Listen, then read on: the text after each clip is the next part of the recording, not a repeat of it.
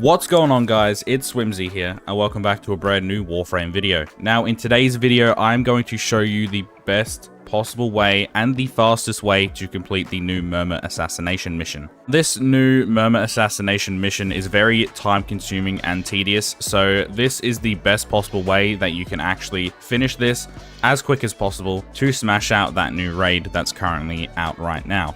So I'm going to go over the gear I'm going to be using. If you did like this video, please consider liking, sharing, and subscribing, as all of that good stuff helps me out. And I'm currently on my way to hit 500 subscribers, and with your help, we can definitely make that happen. That being said, enjoy the video. Now, this is the loadout that I'm going to be using for today's video. I highly recommend you use Titania because her fourth ability allows you to fly around, and it's a lot easier to actually pick up those eyes that you need to progress through the mission. So, with my Titania build, it's not fully done yet. It doesn't really matter how you build her, but as long as you can fly around with her fourth ability and cleanse yourself of status effects with your first ability, that's all you really need. Then for the Cedo, this is more of my primer based weapon. I don't really have a clear-cut build, but I do have a Riven with reload speed and damage, and a little bit of elemental enhancement to make corrosive. I've also got the Murmur damage mod on for shotguns, and hunter munitions to have a chance to apply slash on critical hits. Even though my critical chance isn't that high, I'm going to be priming the enemies with the Cedo's alternate fire. So I'm not going to be using this as my main damage weapon. My main damage weapon will be the Atomos right here. Now, I do have a video on the Incarnon Atomos if you would like to check that out, but this is the build we're going with. A lot of multi-shot, toxin, cold, critical damage, critical chance, heat, and of course, to improve the blast radius. I'm also running Cascadia Flare on heat status effect, plus 12 damage for 10 seconds, stacks up to 480 times. Now, the main damage that this Incarnon form does is heat, so this Cascadia Flare is going to output a lot of damage. It's also going to help us kill the enemies a lot quicker. Now, I'm also using the dual Ichor. This, I have a video on my channel as well if you would like to check it out, but this is pretty much what it is. Range, some condition overload, blood rush, quickening, critical damage, and status chance per combo multiplier.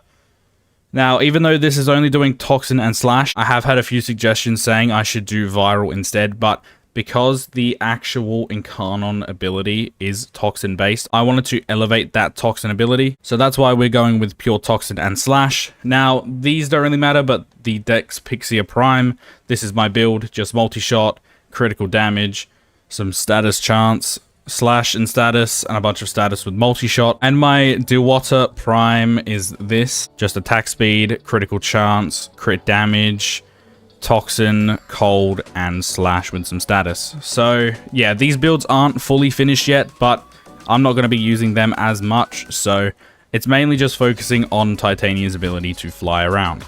Also, if I show off my operator arcanes, I'm running Magnus Vigor, on transference out plus 600 health, and Magnus Elevate, on transference in gain 95% chance to restore 300 health. So this is pretty much my survivability. I know it's a bad crutch to rely on, but I don't really mind. And then these are the ones you really want, the Amp Arcanes. Eternal Eradicate, on operator ability, plus 60% damage to amps for 8 seconds. Now, if I use all of my energy, I'll be able to gain 60% damage on my amp attacks. I've also got Eternal Onslaught, on energy depleted, plus 180% critical chance for 8 seconds. So if I use all of my energy, I gain 60% extra damage, and I also gain 180% critical chance to allow me to take on the Void Angel and deplete their shield very quickly. So the mission you want to start is a Fervo, if I said that correctly. It is the Murmur Assassination mission. There is currently an event going on called Operation Gargoyle's Cry, where you have to keep doing this mission and get those cards. I think they're curses. But yeah, my clan has almost finished it, but if you don't kill the Void Angel, you won't be able to get those curses. So I recommend killing the Void Angel when you can. Alright, so we're in the mission. I'm going to quickly get some energy. I just want to run over a few things. I'm only using Titania mainly for her first and fourth abilities. Now, her first ability, if you hold it down, allows you to be immune to status effects, which is very nice.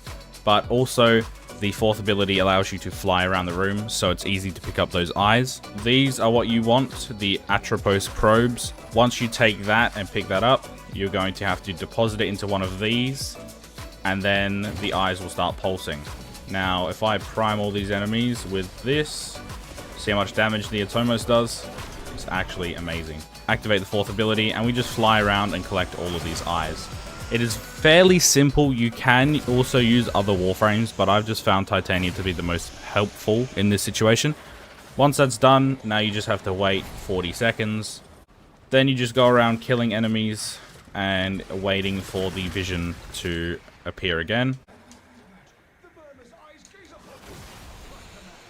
Now, as you can see, I just jumped up there, but with these waves, you get 3 waves in general. The first wave actually gives you 4 eyes to collect. The second gives you 2, and the third gives you 2. Once they run out, then you'll have to find another probe and go to another location and do the same thing over again until you have 30 out of 30 eyes collected. This will be the third and final round for the first... Oh, okay, nice. That's weird. Alright, so the Vitrium is now being exhausted, which means we have to move on to the next location. But you can actually pick up any probes on the map. Once you get to the second rotation of this, you can actually pick up multiple. So I'll show you right now. You can actually speed this up a little bit if you're lucky or if you really want to. You don't have to, but it does speed it up. And just activate 2 of them, and then go into your fourth ability and just fly around. Now, sometimes the eyes will be covered by enemies, which you need to kill. But as you can see, just collected 4. Now there's 4 more. So it's very easy, but it is also very time consuming. Titania makes this so much easier than it needs to be. But if you don't want to use Titania, that's also fine. Now there is 1 more eye. Quickly get that. Now the eyes can run out of time, so just be wary of that. Make sure you focus the eyes first before killing any enemies. What I did was wrong, don't do that. But yeah, then you also want to protect these Vitrium circles, because once enough enemies get in, they will be stunned and you won't be able to start the timer. So we're just going to collect these again. There we go, Vitrium has been exhausted. And now we have to move on to the next area. Like that. So we have 2 now. And yeah, it's all personal preference. If you don't want to do 2 at a time, you don't have to. It's just a lot faster too. But there we go. I'm going to quickly protect that. Now we just go around collecting all these eyes. Now we have 26 out of 30, which means the next 4 should work in our favor. So once we get the rest of the eyes, I'm going to show you how to beat the Void Angel very quickly. You've got to defend these areas. Now the enemies aren't that difficult. There is one enemy, I think it's like, it looks like a scorpion, but that enemy isn't actually that bad. With the Atomos, all of these enemies just get shredded. So you don't have to worry about all the tougher enemies, because they literally stand no chance. Alright, 28. 1 more rotation. And there we go. Now we've collected all of it. We don't have to collect any more eyes, and I can now focus on the Void Angel. Now the Atomos' standard form is really good, and the Incarnon is actually pretty decent as well. As you can see, that Cascadia Flare with the heat damage is dealing a lot of damage. Now, once we get into this state, you want to activate your second ability 4 times, and then just aim in. Now, there are some times where you can actually deplete the health bar straight away. I'll show a clip right now.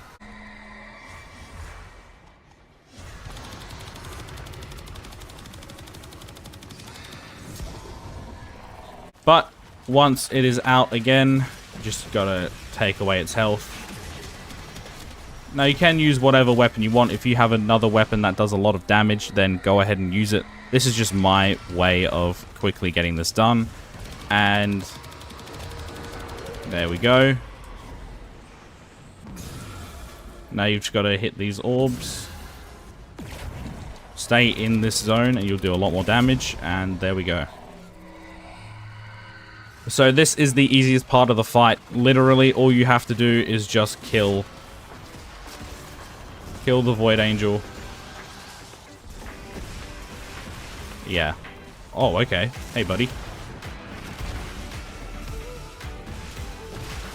Also, killing those Void Rigs is the best way to actually get those Entranti Lanthorns. But if it gets a little bit too crowded, just focus on the other enemies. That Hollowed Vein is the hardest enemy in this update, and this Atomos just completely ruins it. Now that we have defeated the Void Angel, we can go on to the main fight, which is the Fragmented Tide. Now, since I have low ammo in my Atomos, I'm actually going to be using my melee weapon, which I have a video on if you would like to check that out. But as you can see, even without Viral, this Toxin Slash setup is completely annihilating. Activate the Incarnon ability. Like, look at this. Just so much raw damage. Now we get to the second portion of the fight, and he ends up going like this. You pretty much just want to try to damage him as fast as possible. Adding Slash as well. Slash, Toxin, and Fire will deal a ton of damage. That is why I chose this combination. You could also use your Operator Amp, or the amp that I'm using, where if you just quickly activate that to activate Internal Eradicate, you can use the Fard Scaffold to send out some homing swords. And yeah, they home in on enemies, makes it pretty easy. That's a pretty cool ability. And there we have it. That is how you take out the Murmur Assassination boss in record time. And there we have it. That is the fastest way to actually beat this boss, under 11 minutes. Now, if you have another way of actually doing this faster, please let me know down below. Now we are going to do the Steel Path variant of it, and hopefully it ends up all right. The only reason that you would do the Steel Path variant of this assassination is if you want to get more curses for that raid event, or if you just wanted to have a little bit of a challenge, I guess. But there is pretty much no need to actually fight this Steel Path. Oh, did he just fall off the map? But same thing again, it is pretty much just defend the area and just collect those eyes. Now go into your fourth ability, just like we did previous. And it's pretty much the same thing. I'm probably going to cut most of this just because you've already seen it. But yeah, just same thing over and over again. It's just Steel Path modifier. So the enemies are a lot tougher. But if you can handle that, then it's no problem. Now, since we need to defeat the Void Angel first, we're going to quickly do that. And it's the same thing as the standard mission. Get through 3 phases. Obviously, because of the Steel Path modifier, it is going to be a lot more difficult, but you know what? Doesn't really matter. As long as you can get it done, that's all that matters. I also forgot to mention that I am running Xenuric, but during the Steel Path, I apologize, but I did not run Madarai. I would highly advise you run Madarai for Contamination Wave and also Void Strike, because you'll be able to deplete the Void Angel's shields instantly. So I do apologize about that. If you are going to do Steel Path, make sure you use Madarai.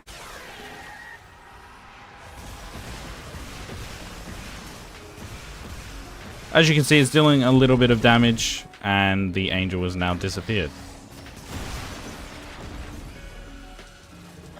Here we go. God, I hate that ability. And it's the same thing. Try to use as much of your energy as possible. If you had Madarai, I would highly recommend using it. I do have Madarai, but I prefer having energy regen overall. But I would highly recommend investing into Madarai, getting that Void Damage Amp boost.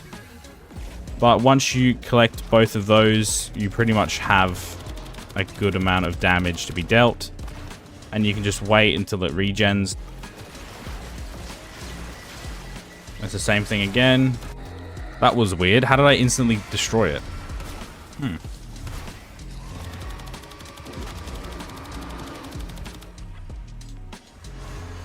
I don't know how I did that, but you know what? I'll take it. There we go. Got those shields up again. And I completely missed them. There we go.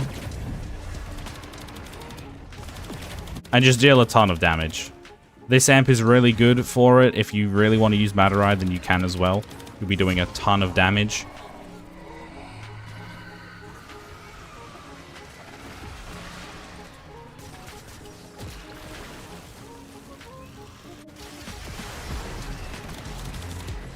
Why is it up there? This is such bullshit. Oh, well, there you go. And it's defeated. I guess slash damage took it over? I'm not too sure. Activate it and get ready.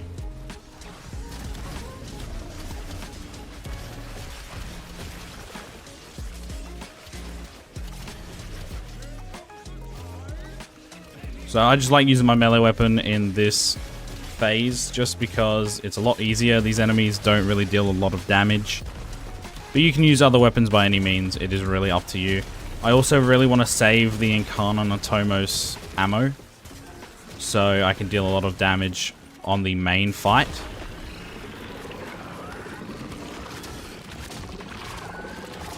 Anyone have some deja vu?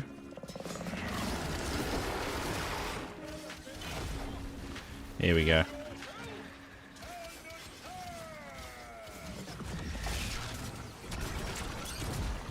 Get the Atomos going. Now if I proc it.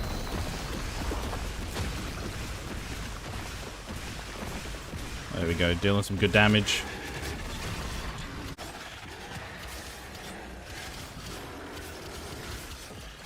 Now look at the damage. Tell me this melee build isn't that good. And there we go. Now you can get your double curses for the new event, and we can leave. And there we have it. That is the Steel Path modifier done and dusted. Alrighty guys, well that is the end of the video. I hope you all have enjoyed. If you did, please consider liking, sharing, and subscribing, as all of that good stuff helps me out. I'm currently on my way to hit 500 subscribers, and I do need your help. Thank you all so much for the support on my videos. It truly does help me out. Please let me know anything I can improve on, anything you want to see in future videos. That being said, it's been Swim, guys. Later.